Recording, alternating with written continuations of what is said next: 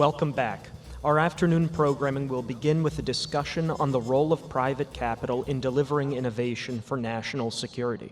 Please welcome our panelists, Katherine Boyle, co-founder of American Dynamism at Andreessen Horowitz, Katie Ray, CEO and managing partner at The Engine Ventures, and Jason Rathje, director of the Office of Strategic Capital at the Department of Defense.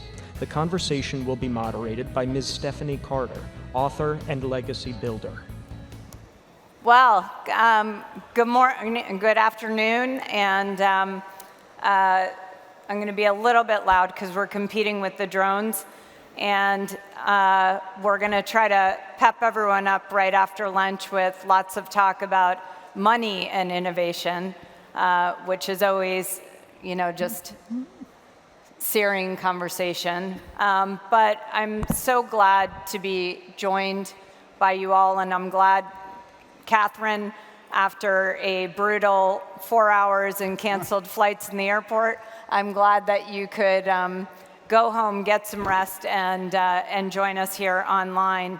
But, it's really interesting as I've listened to the sessions, and even from when we were here together last year till now, the number of not just people in the military positions or the government or various speakers today, the fluidity with which they have called on private companies, private capital, venture capital. I've never heard it mentioned sort of so fluently and often and naturally, which I don't think was the case a long time ago.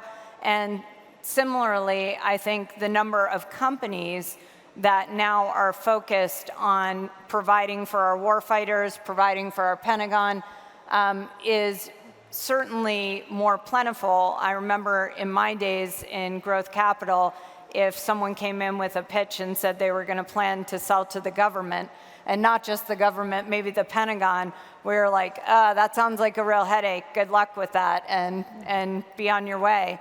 So I think there's really been a sea change, and obviously for all the things that Ash did, being the first Secretary of Defense to visit Silicon Valley in over 2 decades and start building these bridges again, it's really heartening to kind of hear that this is kind of a more natural conversation and really a more important and front and center conversation. So I'm excited to talk to you.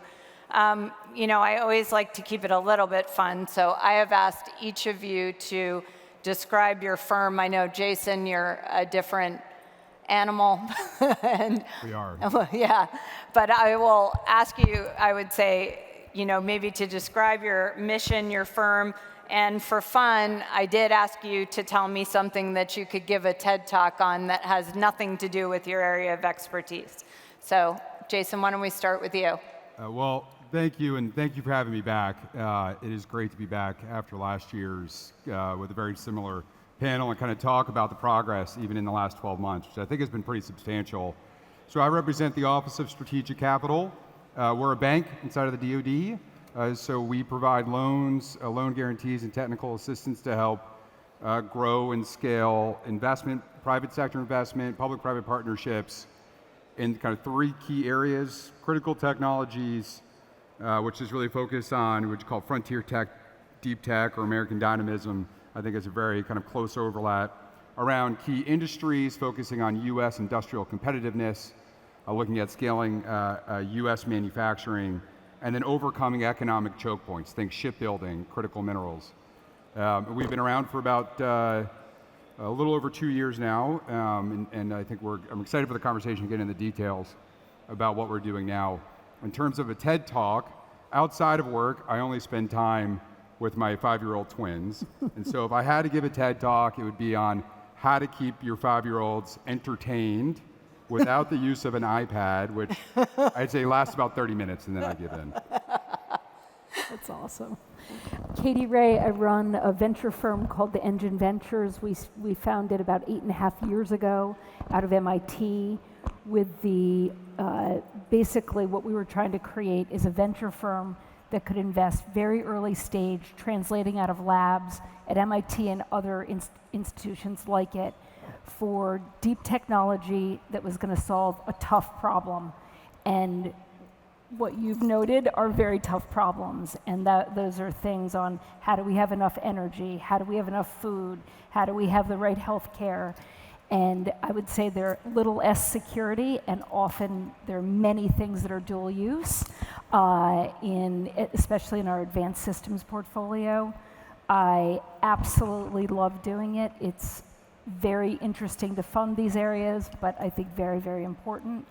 And if I were going to give a TED Talk, I would say my kids are much older than yours, but I have 3 kids who are all chemical engineers, and I'd say how to raise 3 engineers and still have a lot of fun. Great. Katherine? Yes, no, and again, I so wish I could be with you in person today. Hurricane season arrived early and in full force yesterday, and you'd think we would know how to deal with runways that are flooded at this point in Florida, but we do not. So apologies again that I'm not there in person. But I'm Katherine Boyle. I co-founded the American Dynamism practice at Andreessen Horowitz about 3.5 years ago with my partner David Yulovich. And I always say we're very surprised by the movement and by the kind of, I would say, the complete shift in how Silicon Valley is viewing selling to the Department of Defense and building in the physical world.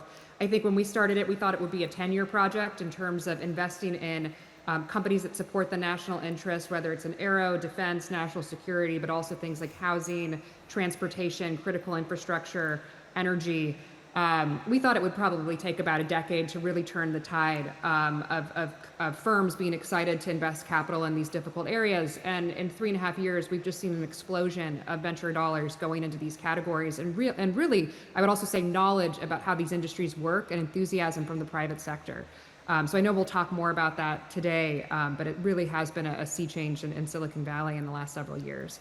And it's funny. It's with 3 parents or parents on the panel. All we can talk about is our kids. But my TED Talk, I actually was going to go the opposite of Jason's route, which is how do you raise kids in the era of increasingly competent AI, which I think is top of mind for any parent today. It's not something I have the answer to, but something I would certainly want to give a TED Talk on in terms of digging into how do you actually raise kids for this moment that we are in. Well, I think we'll be raising them and they'll be raising us. So a lot of reverse mentorship will probably be going on. Just to dive in, a lot can change in a year in terms of the challenges of our country, about business opportunities. How would anyone can jump in here, but how would you characterize right now the investing environment? And, Jason, I think you could kind of fit yourself into this, but obviously just from opportunities, deal flow, to how companies are executing in this environment. And then, I think at least for Katie and Katherine, exit opportunities, what's the exit market look like? Anyone want to go first on that? Katherine, Zoomer's privilege, or? Sure. I'm happy to jump in. I think that the environment for building in the national interest or building in these categories that are in the physical world has never been better for founders, and it's for a few reasons.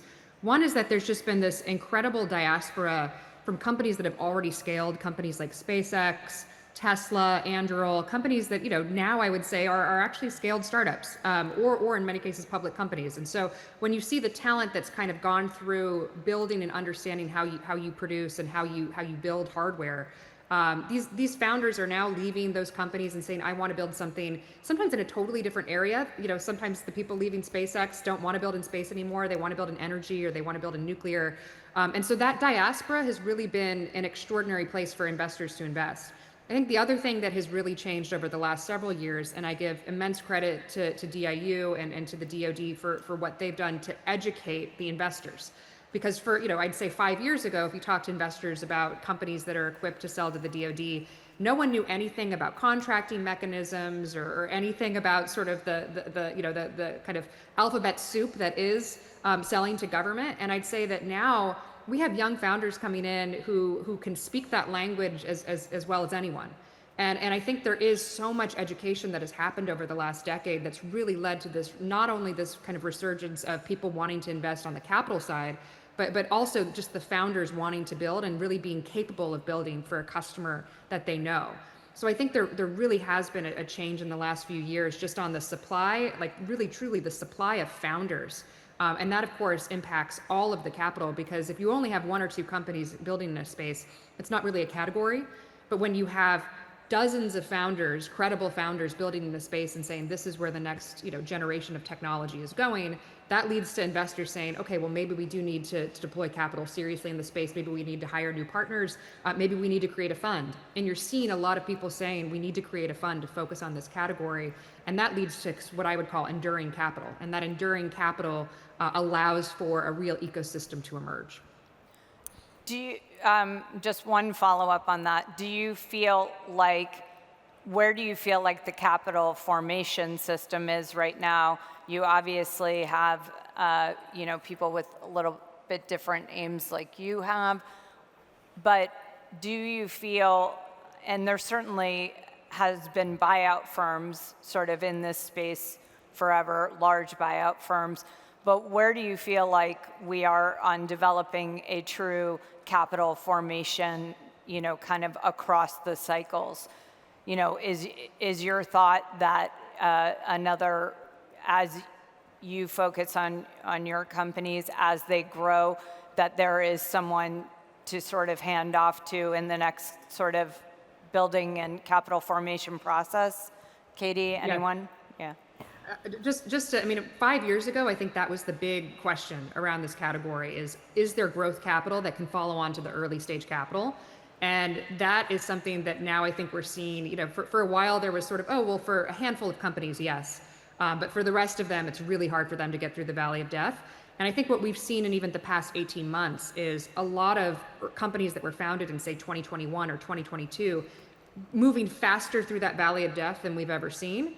And growth capital being there because they have contracts, because the DoD has shown that they've earned the right to raise that capital. So I actually think that for many companies, that growth capital is certainly there, and you now have educated investors who really understand what a program of record looks like, or what a serious production contract looks like from government.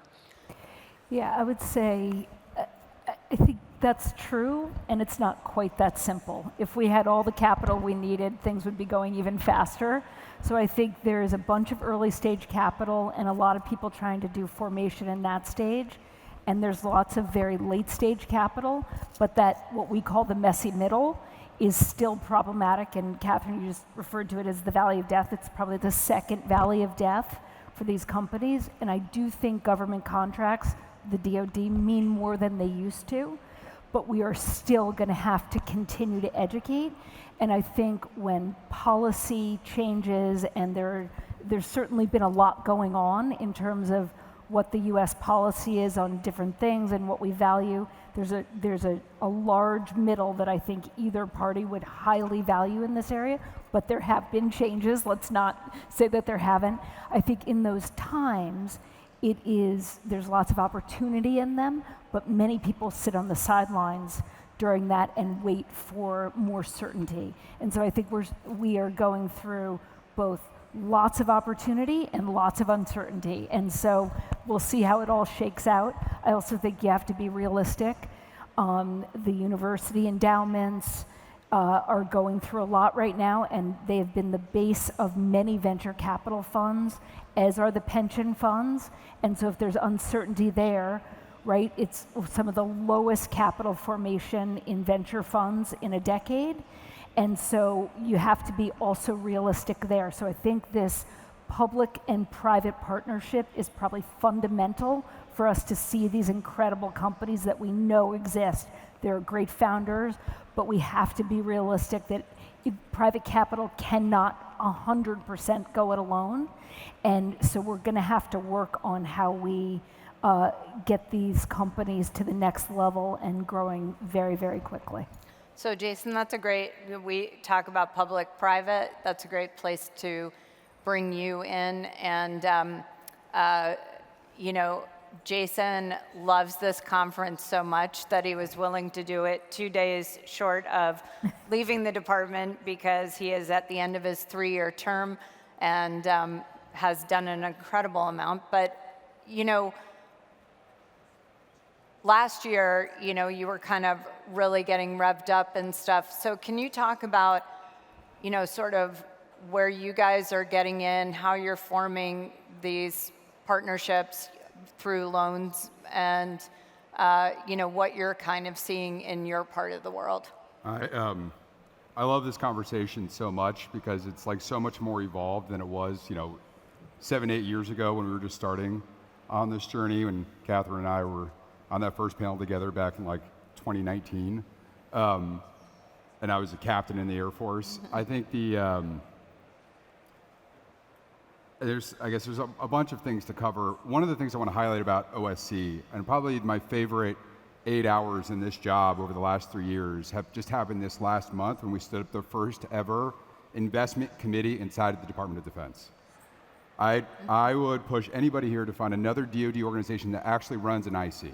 Yeah. Actually, right? Yeah. And we're executing deals now, and the first set of transactions that we've done so far, we've done everything from a Series B company all the way through a public, and everything from high space tech to big manufacturing presses.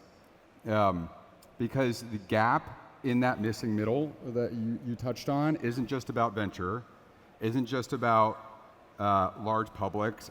There's lower middle market companies and tier 3, 4 subcontractors to the DoD that are absolutely critical to making sure that we can actually get Virginia-class submarines done on time. And there's stuff that has to happen today while the new work that's coming may replace it over time. And both of those things have to be functioning for the Department of Defense to have the capability it needs. So since this conversation last year, we've launched 18 investment funds that we've levered into, everything from seed stage capital to special situations and buyouts. It's over $4.5 billion. They've increased capital investment into our critical technologies and key industries at no cost to the taxpayer. That program doesn't cost us anything because it's done through a loan that's partnered with private capital that we will get a return on our money through, and we're expanding that program to larger funds this year through the Critical Technologies Limited Partnership Program, which is a mouthful, but that's really what the DoD is. It's going to be a debt-based LP that's going to offer super low-cost capital to match with high-cost private capital, specifically to target what you were hitting on, Awesome. Katie, which is Amazing. we have to find a way to overcome this valley of death in capital-intensive businesses. And a lot of the concepts of this started around COVID. They started around what we saw with some of the space SPACs. We saw around a lot of equity dollars getting invested into things that traditional publics or sophisticated privates would just finance, because you don't want to spend your precious equity dollars on things that there's a realistic recovery rate on. We can finance that, right? Yeah. And we're focusing on areas that the private sector is not. So manufacturing equipment is the second product that we launched earlier this year. In a month, we received $9 billion of credit applications in a month. We only had $1 billion from Congress. We had $9 billion come in, and so we had to start taking applications because we were just so oversubscribed. There's a huge need in this space, and the banks are offering rates that are like 15 to 20% for manufacturing equipment that go for like 3 to 5 year tenors. I mean, it's companies can't afford that cost of capital. And so we're targeting areas that are priorities for the department, targeting national security areas. We're not everything for everyone, but in those areas, which are fairly expansive, from quantum to advanced materials to advanced manufacturing to energy, we can make investments at slightly above treasury rates. Can I ask you a question? How about critical minerals? Like, how are you guys thinking about that space? Great question. I've been in critical minerals for about 8 weeks now, since an executive order came out telling me that I had to be in critical minerals. No, I think it's a huge area. Yeah. We absolutely need it, and it's a massive hole. Yeah. And OSC is really focused on the processing problem set. And I think we are looking at everything from early stage companies that are really doing some interesting stuff in recycling to try to increase our throughput in the next 2 years. There's also some really interesting processing opportunities that are mothballed some that have been mothballed since World War II, when is the last time we had to focus on ramping up our processing for things like antimony. Or chromium. Chromium, gallium, germanium. Gallium. I mean, some of the areas that the OSC is focusing on for the Department of Defense are areas that have really relatively small output compared to some of the other areas that the rest of the US government is focusing, because they're highly specialized critical minerals. But when China turns off critical minerals, it's like, it doesn't matter how great of a tech company you are, you can't get access to the supply you need. All of a sudden, we have an issue. We used to have this saying during COVID, which really kind of catalyzed the growth of OSC, which is try to get I think it's hard to get a mask during COVID, trying to get a magnet during conflict. Yeah. We've been talking about this for years, and I'm just so excited to see OSC where it is, where it's going. Yeah. But I wanted to highlight something because we're at the expo. We're talking about national security. We're talking about defense. I have a running counter that I always brief the staffs on, which is how many Chinese subsidy programs have been put into the capital markets around critical technologies since we got our first dollar of appropriations. Since we got our first dollar, we have about $5 billion of credit ceiling today. Since that first dollar, China's deployed $255 billion across scale-up manufacturing loan programs, across fund programs, everything from semiconductors to national security critical technologies, to things like a manufacturing finance program. When we launched ours, CCP launched one 2 weeks later.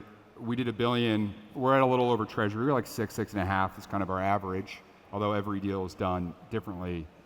China is at 2% for $70 billion, 2 weeks after we did $1 billion.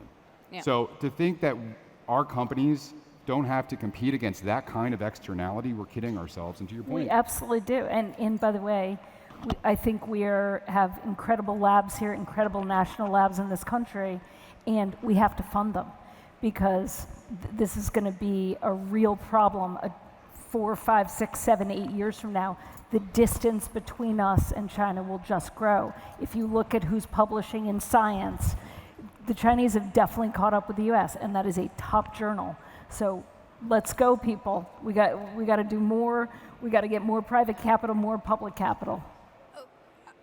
I mean, we sort of all know that and feel that, and feel a sense of urgency. And in some ways, COVID was a great illuminator. And also, as we have tried to outfit the Ukrainians, it's laid bare, at least in the Western world, what was being produced, what wasn't being produced.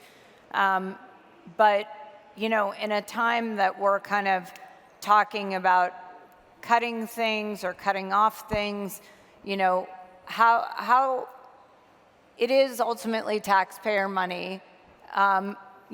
Jason and I were laughing because, I think a lot of times when Ash was in government, people would say, the Pentagon should run like business. And I'm like, what business in their right mind would take on half the things that they take on, right? Like, what's the ROI on protecting the Western world? But how do you guys think about ultimately your companies, your investors, how do you think about making that case for, and we all know this, we know our recency bias for something that people don't yet feel or know is missing? Because, you talk about the national labs, you are kind of demonstrating a really strong way of leveraging private capital such that, you're not really costing, but there are some of these things that are really long-term that may not yield classical KPIs. Well, but let's talk about critical things like quantum computing. Right. Clearly an area we should be investing in, and I would say we're certainly underinvested as a country, and that's going to hurt us. I think right now we're all racing on that, and I just think about things that could hurt us quickly. Critical minerals, semiconductor, not having control over our semiconductor supply chain, compute power, and I mean that in all different senses, ability to control and have low-cost energy. I mean, these are food. I mean, just look at our rain patterns changing. Like, all of that to me is security. And how do you invest in these things and make sure that you make those long-term investments where you know you're going to have step function changes that will create long-term prosperity for the US. And, by the way, many other places in the world, which is a good thing for our security. And so I think we can't lose sight of that kind of long-term thinking while we have to be in the present. And that long-term thinking is relatively cheap, right? Because if you don't do it, you just think about our economy and you think about our security.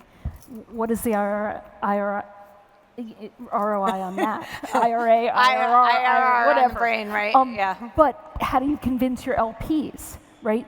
Limited partners make a huge difference here. This is Katherine and I and all of us pitch people on why this is important and why we can have market rate, top tier returns in this.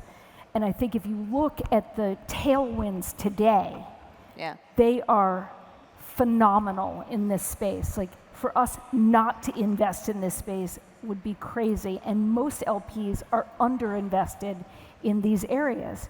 And so to be with firms that know what they're doing, understand the technology trends, understand the current players, and how you become a top player, I mean, there aren't that many funds that do that well today. And so it's a good time to pitch for this, and a good time to raise capital. And, you know, I think there will be phenomenal returns. And we have to be allied. It's not just the US. We have our allies in Europe. We have our allies in Asia. We have our allies all over the world. So there are many markets to sell into and be allied with. Yeah. Katherine, how do you think about this? And, you know, and again, zooming up, I mean, you know, most LPs are not the longest term thinkers, especially when they're bonused out on IRR every year. But you know, I can see the real appeal to be in these spaces. But Katherine, how are you thinking about that?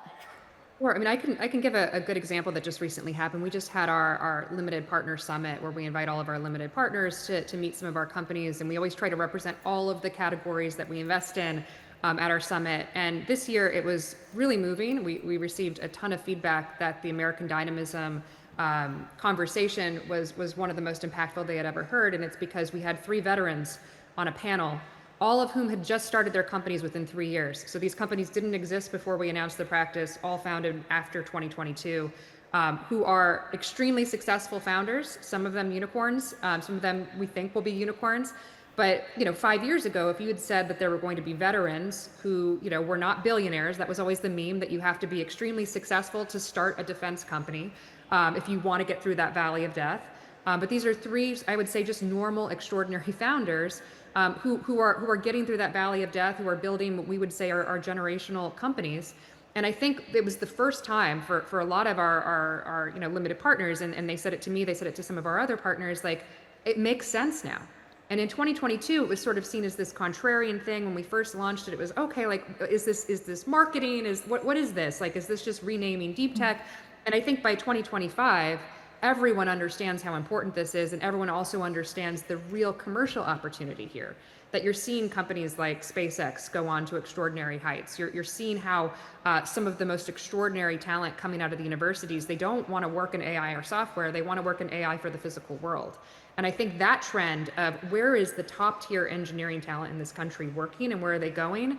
If you talk to young people coming out of the best universities and out of the best engineering programs, they are beyond excited about building in the physical world and all these categories we've talked about. So I think it is clicking from the capital perspective, and I think there's a realization, to Katie's point, that there's never been better tailwinds. You know, even 5 years ago, these tailwinds didn't exist. And when you just look at the talent concentration that's going into these categories, there's going to be some generational companies that are built in the next few years, just because of just the capital formation, the talent, and sort of the areas that people are really aspiring to build in. Yeah. Talking just, as Katie did, and not pretending we're not living in the world that we're living in. But just to touch on universities, not necessarily as investors, but as sources of basic research, that underpin, probably a lot of the companies that we're talking about, or people, even talent coming out of the best universities. I think, Sally Kornbluth, the president of MIT, was here yesterday talking about their new manufacturing initiative at MIT. And, how do you think, and maybe do you care, is there more kind of a case to be made by investors and certainly the department about how crucial it is that we don't really end up destroying the amount of basic research? And then again, back to messaging to the American public that, this is really a gift that it doesn't make sense for a company to do it because some of these things would not yield an outcome or not on a timeline.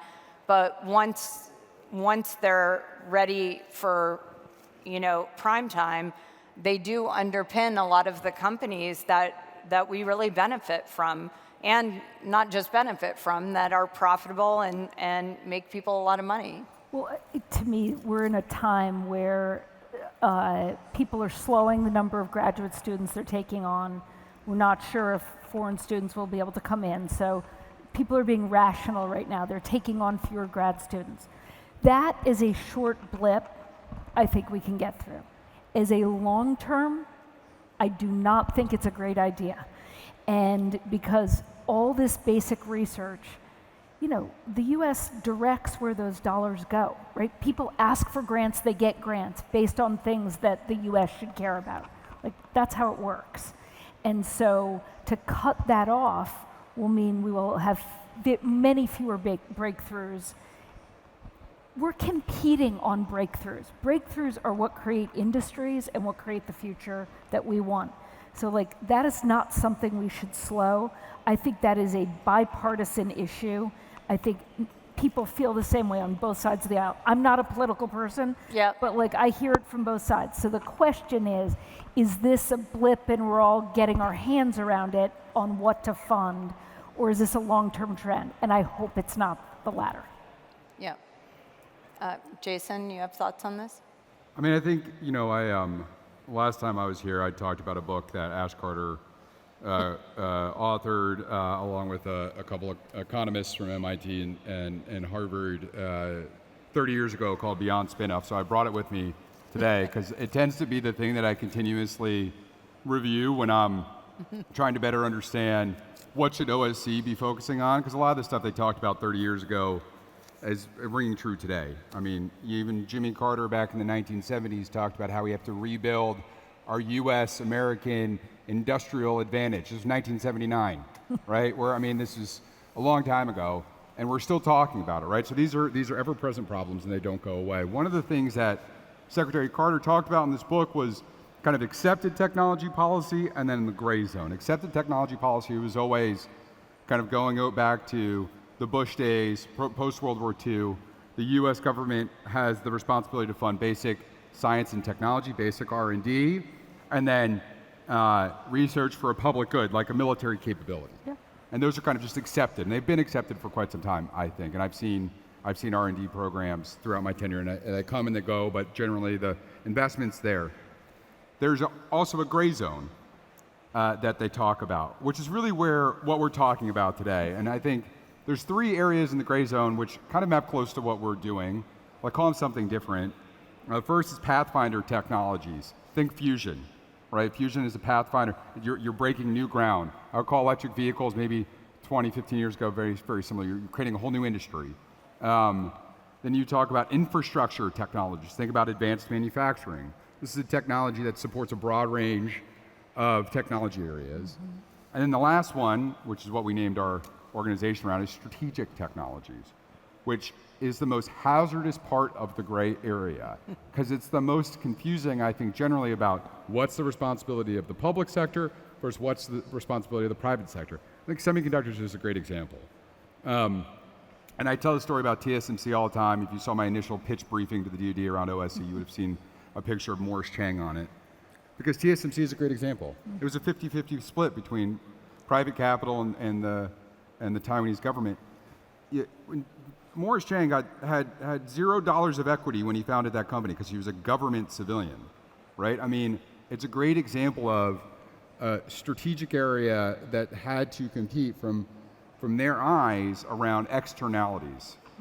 And I think an externality for them was they had to find a way to generate economic growth, and they saw this as an opportunity. They saw they could get a great engineer, a great CEO in the seat.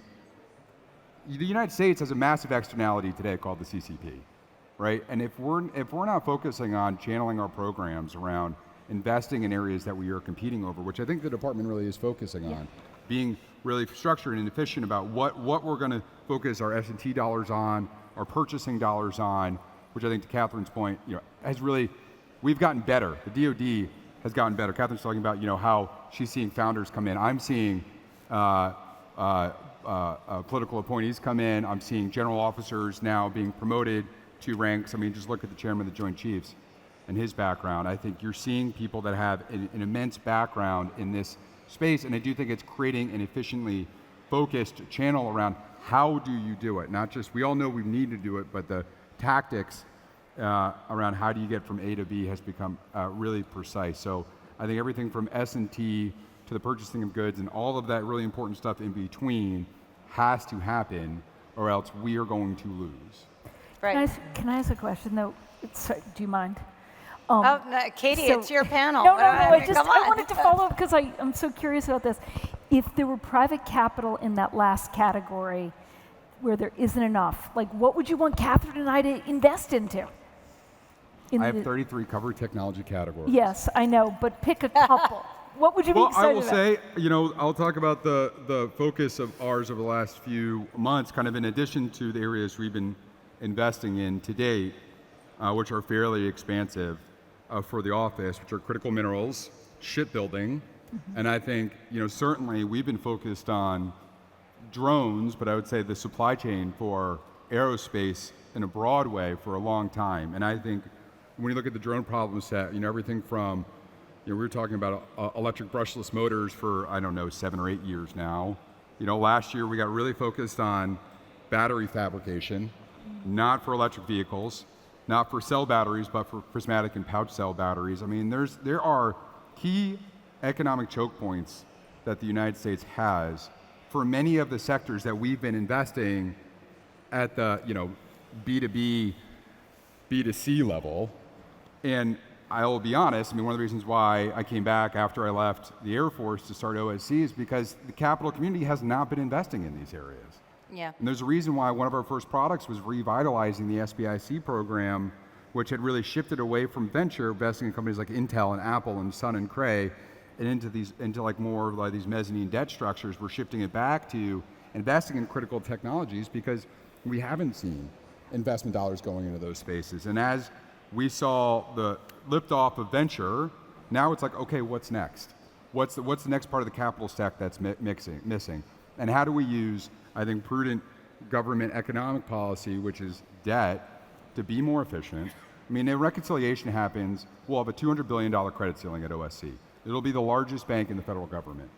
And that's for $1.5 billion of taxpayer dollars. $1.5 billion unlocks potentially up to $200 billion. If there's not, by statute, we are the most efficient thing in the United States Department of Defense because we have to return money to the taxpayer. So to that end, we're not going to ask you to do this alone, but we're also not going to ask you to invest in areas that aren't going to return because, heck, we need our money back too, right? So we want this to be successful because we want to see a return for the taxpayer in addition to the national security return we're going to see from investing in these categories. Yeah. We're talking about a lot of different players that could really be banding together to really accelerate the growth and the execution of these companies. So Katherine, you are assembling the Avengers, and what is, in your mind, what does this capital formation change, chain of custody look like for you?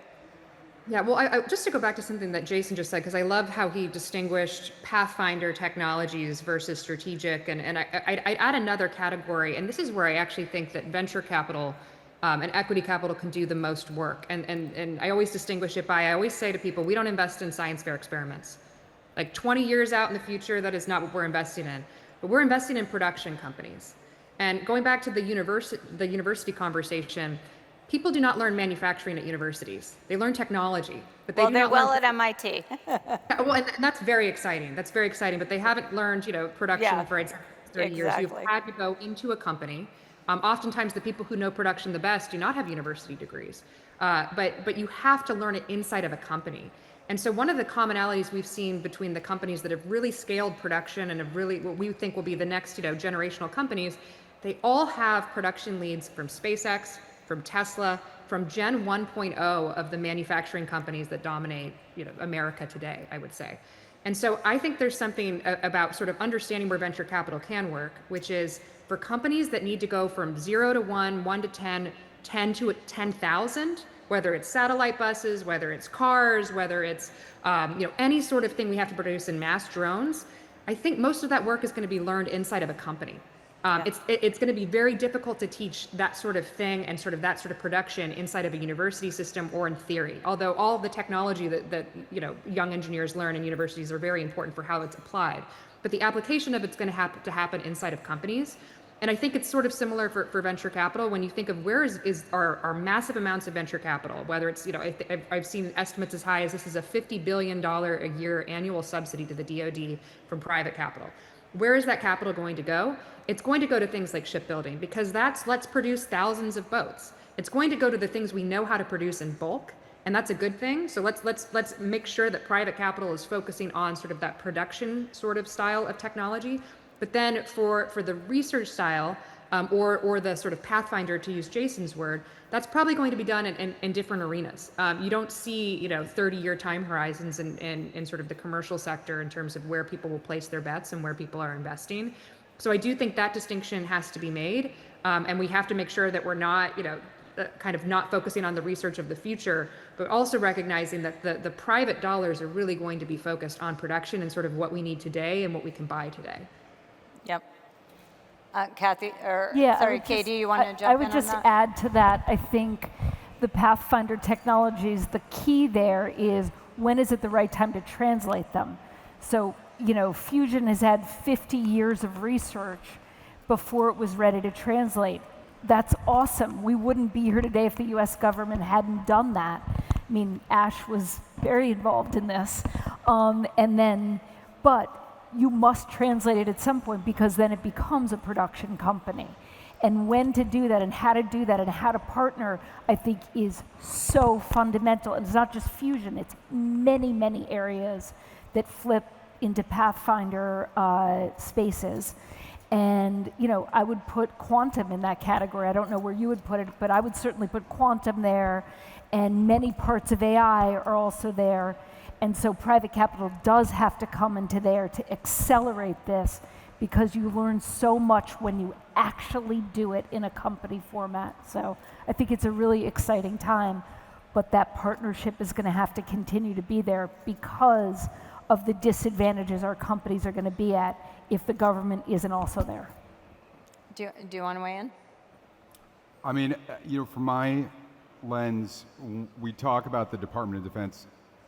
You won't hear OSC talk a lot about DoD needs, because OSC is not an acquisitions organization. It was never meant to buy things better. I think there's great organizations like DIU, AFWorks, organizations I've been able to see for firsthand involved since their very start that are helping kind of drive that process forward. And I've seen revolutionary changes in the acquisition systems.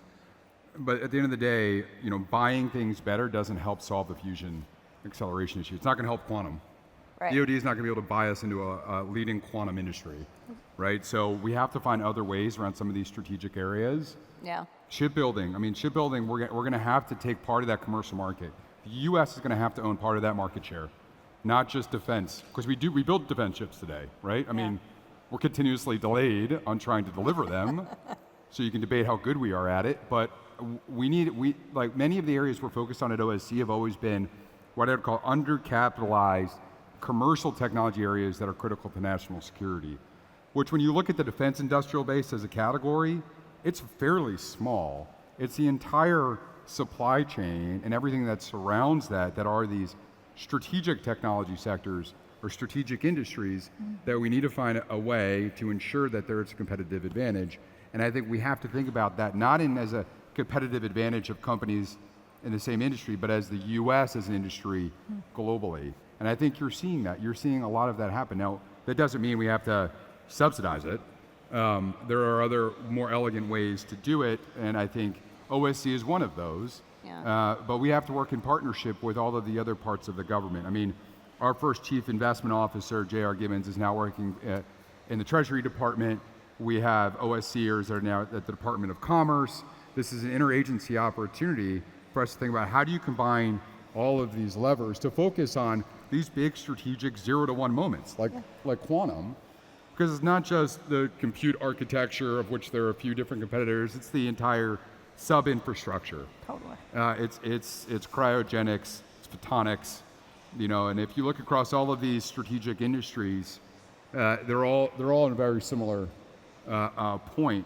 I mean, critical minerals is so hard because it's like, as I've learned it, and you guys may know more, but I'm about 6 weeks in, so I'm almost an expert. No, you're ready for your TED Talk. You got the main stage. Tell us. It's like venture-style risk with commodity returns. Totally. I mean, it's crazy, right? Like, who would invest in this category?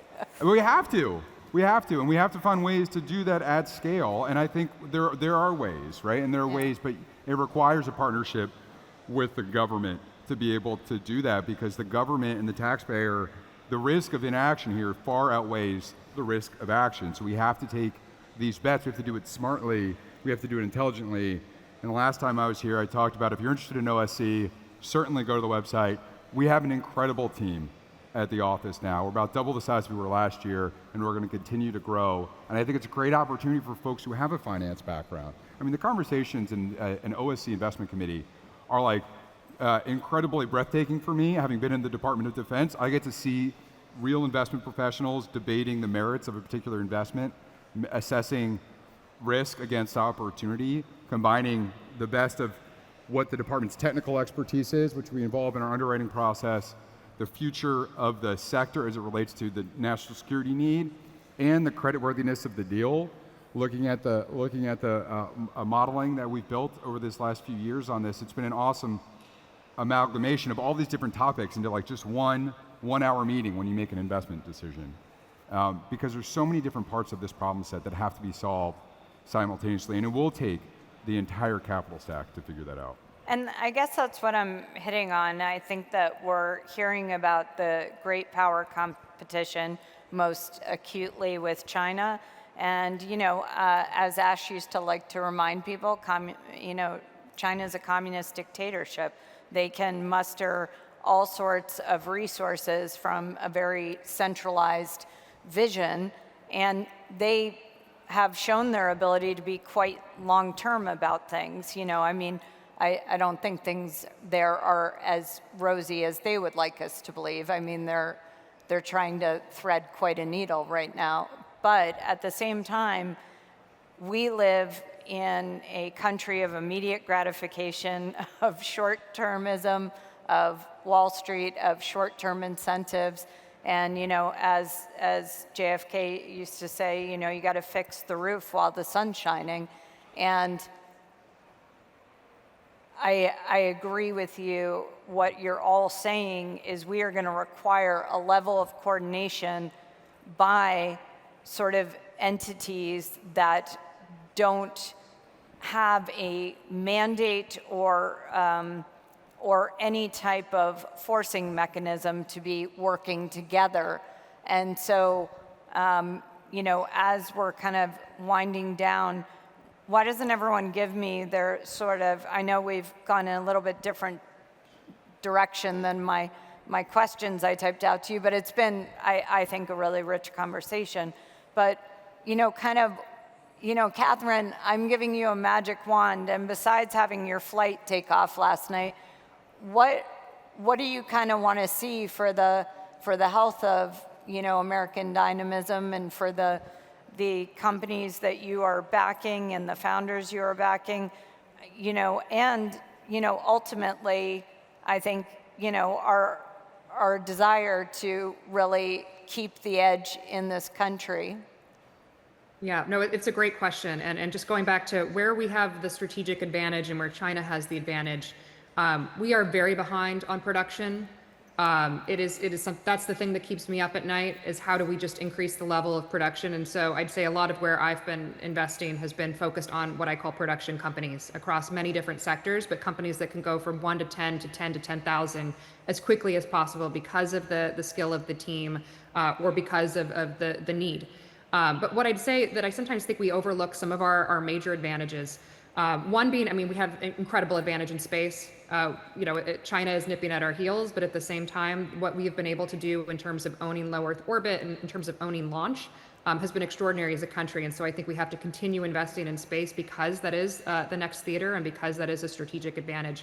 But one thing I'll say, just to end on a note of optimism, I actually think that our system, we always point to the Chinese system is so great because it is centrally coordinated, you can make big long-term investments, but in an era of extreme volatility, in an era of AI where no one knows where the world is headed, in an era where we don't know how to educate our children, in an era where everything is so highly volatile across the world, but also across the technology stack, having many different experiments and the federalist system actually might be the thing that saves us. It actually might be the good thing because you can run so many different experiments at any given moment and not have a centrally planned, top-down plan that we came up with in 2015. And so I do think in some ways the American system and just the capitalist system working in tandem with government and focusing on the needs that will support the national interest is the thing that is going to allow us to have these breakthrough technologies, but also is going to allow us to see where the puck is headed. Yeah, and just to be clear, I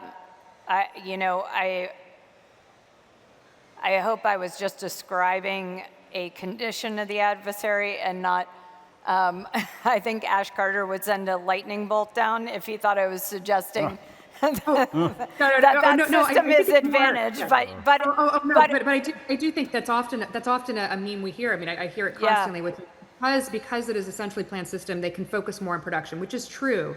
But the counter of that is in a highly volatile time that we're running many they might be running in one direction, all in on one thing, and it might be the total wrong thing or the wrong direction. So that is a really astute point, and I appreciate you lifting it.